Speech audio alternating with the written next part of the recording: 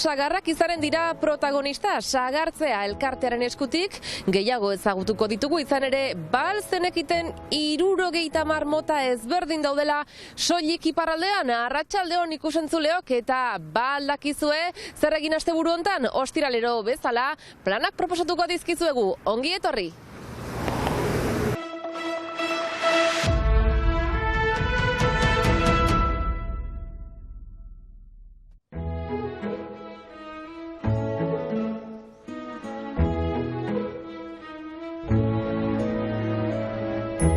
Sagarrak malus domestika zuhaitzetik datozen fruituak, ziurrenik guztien etxeetan daudenak. Gutako haunitzordea ez gara elikagai honen garrantziaz konturatzen. Duela 30 urte garrantzi horretaz ohartu zen talde batek sagartzea elkartea jarri zuen martxan. Sagartzea elkartea muntatu ginuen duela 30 urte pasa. Pentsatuz, Ipar Euskal Herrian sagarrondoak ongi etorriko zirela eta fruiturik etzen. Gehiago, baserri inguruetan ziren fruitu ondo guziak desagertuak ziren. Eta pentsatu genuen zerbait bazela agian bultzatzeko, eta horrela abiatu ginen. Eta oraindik baziren bat edo beste etxean sagardua egiten zutena. Beraz, pentsatu ginuen, hor proiektu bat bultzatuko dugu. Sekatuko ditugu, ikertuko dugu nun gelditzen diren sagarmotak.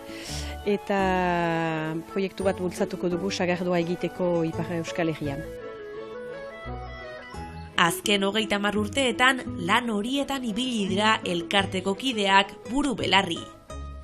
Gainera, argi zuten Ipar Euskal Herrian aurki daitezken sagar mota guztiak aztertu eta sailkatu nahi zituztela. Eta pentsa dezakeguna baino altuagoa da soilik gure lurraldean dauden sagar mota kopurua. Ikertu ditugu lekuak, sokoak, atseman ditugu sagarrak, eta horiek igorri ditugu INRArat, ikerketa zentrorat. Eta orain badakigu, 100 piku sagar mota horietatik, 70 badirela bakarrik iparraldekoak direnak. Hemen bakarrik atsemaiten direnak. Beraz hor badugu kristoin aberastusuna, kristoin ondarea. Eta sagarrak baditugu, jateko sagarrak, baina sagarrak ere ondirenak jusa egiteko, sagardua egiteko, xelerak, erresimetak, konpotak, eta bar. Eta gure motetan baditugu sagarrak ekainetik neguko sagarrak arte. Beraz, kasik urte osua egin dezakegu lekuko bertako sagarrak janez.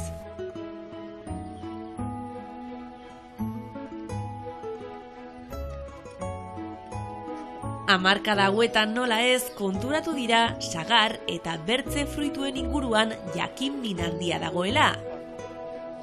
Horregatik hitzaldi eta tailerrak antolatzen dituzte hainbat gairi buruz.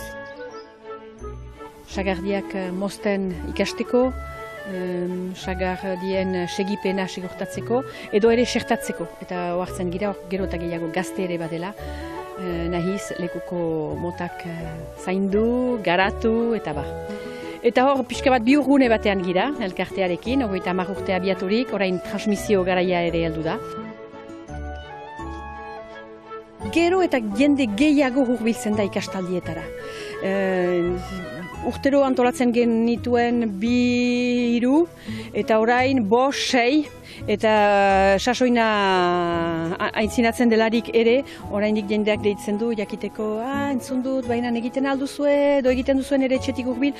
Hor bada zinez jende bat nahi duena ikasi, nahi dituenak landatu etxe inguruan, nahi dituenak proiektuak egin, zuzenean saltzeko ekoizpenak eta bar. Beraz, erraiten dut hor, bide txiki bat egin dugu, baina bide luze eta zabal bat bada oraindik irekitzeko eta eraikitzeko fruitu gintza munduan. Azken aldian, bertako produktuek gero eta indar handiagoa lortu dute. Arrazoi honengatik, hauek etorkizuna izango diren ala ez galdetzerak orduan, Pantxika Maitiak argi dauka erantzuna. Dudarik ez, hori dela etorkizuna, jendeak orain merkatuan zer galde egiten du, ez du baitez bada begiratzen sagarra ederra denez, tatxari gabe eta galde egiten du bertako sagarra.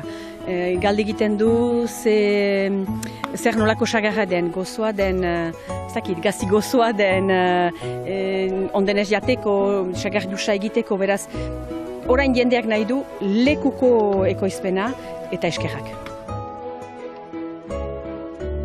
Kasik zerotik abiaturik, bide pixka bat bada eginik, bada ondare bat, eta orain hori behar da landu eta molde ezberdinetan, taldeka, albalimada eta bar, baina segur da sagarrak batuela geroa Ipar Euskal Herrian.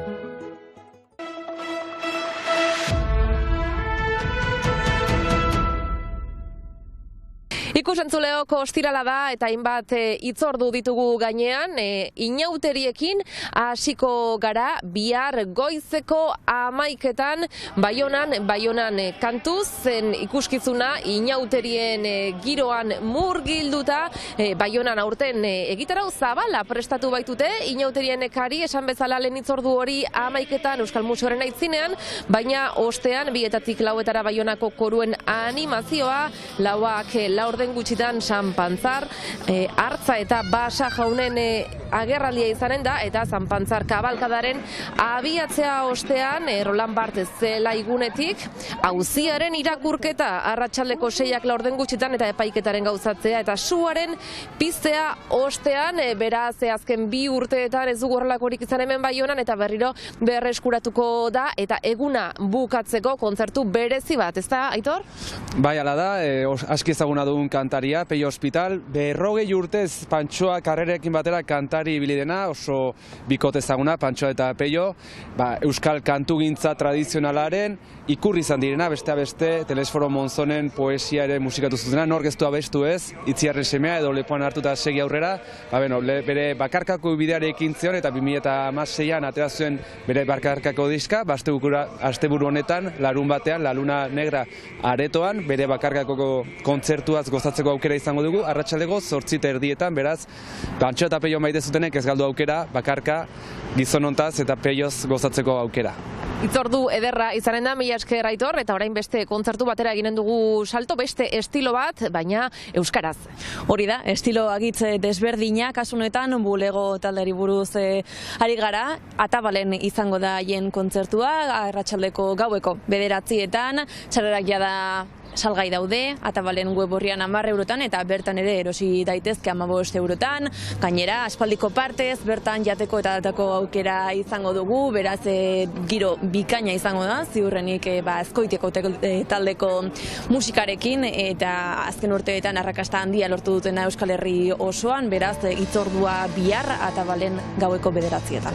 Giro ezin hobea espero da, jende asko zain eta zain, beraz, bulego kontzertuaz gozatzen alik eta baldintza normalenetan, esan bezala, jan daiteke, edan daiteke, musukoa oraindik barnean atxiki behar da, astelenetik goiti dagoeneko txerto pasearekin musukoa ere, kendu alizanen da barnek aldea, baina ziur, larumateko kontzertu hau giro paregabean eginen dela. Ikusentzuleok gu igande goizean itzuliko gara. Asteburuan!